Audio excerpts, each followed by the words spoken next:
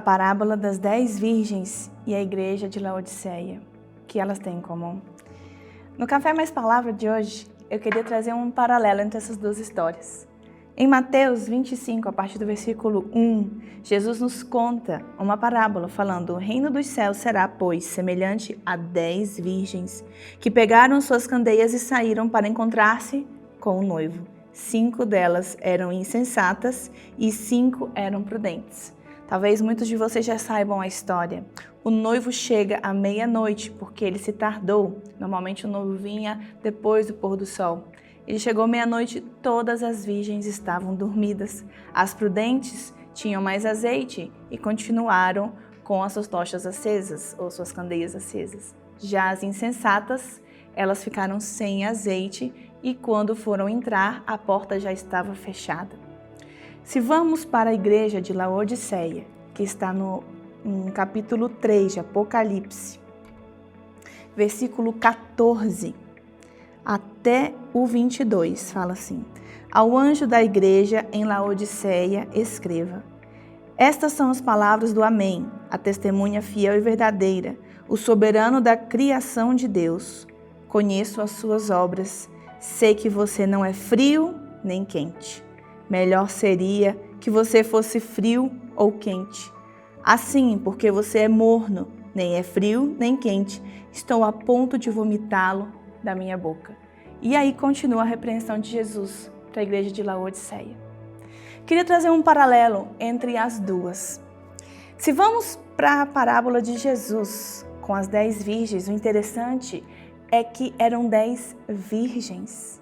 Está falando sobre a igreja, provavelmente, entre muitas interpretações que podem haver nessa parábola.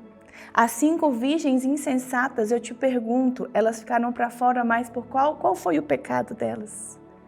Qual foi a impureza que elas tinham? Afinal, o Senhor fala que elas eram virgens e ainda assim elas ficaram para fora do casamento. Se vamos para a igreja de Laodiceia, das 7 igrejas do Apocalipse, 2 apenas não tiveram repreensão. Das 5 que tiveram repreensão, uma delas foi a igreja de Laodiceia. E todas as outras, praticamente, houve repreensão sobre doutrina que havia errado dentro da igreja. Mas, na repreensão sobre a igreja de Laodiceia, Jesus não repreende nenhum tipo de doutrina. Jesus não repreende nenhum tipo de pecado imoral. Jesus não repreende nenhum tipo de pecado escandaloso, mas ele fala para a igreja de Laodiceia que ele estava a ponto de vomitá-la da sua boca. Eu queria trazer um paralelo entre essas duas histórias. Sabe o que, meu irmão? Talvez você já é cristão há muitos anos.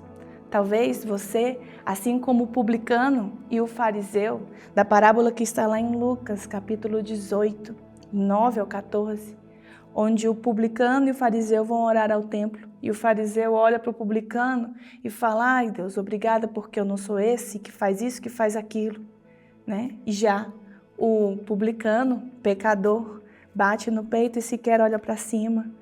Mas quem saiu justificado foi o publicano, não o fariseu. Sabe, muitas vezes nós que estamos dentro da igreja, principalmente há tanto tempo, temos a tendência de ser como o fariseu, nos gabando de que porque não fumamos, não bebemos, não usamos coisas ilícitas, não fazemos coisas imorais ou, sei lá, tantas outras coisas que nós estamos demais. Mas será que é isso que Jesus pensa sobre nós? Será que é só isso que Jesus tem para nós? Eu te pergunto. Porque nos últimos dias também, naquele último dia, pessoas bateram a porta falando: Senhor, Senhor, pessoas que dizem e chamam Jesus de Senhor, que fazem milagres, que operam maravilhas, não entrarão no seu reino. Ele dirá: fazedores de maldade. Sabe, irmãos, Deus tem muito mais para nós do que apenas uma vida moralmente correta. Ele tem muito mais para nós do que ser virgens apenas e puras dessa sociedade. Ele quer, assim como ele disse para a igreja de Laodiceia, que sejamos, que não sejamos mornos, mas que sejamos intensos na sua presença, intensos na sua obra.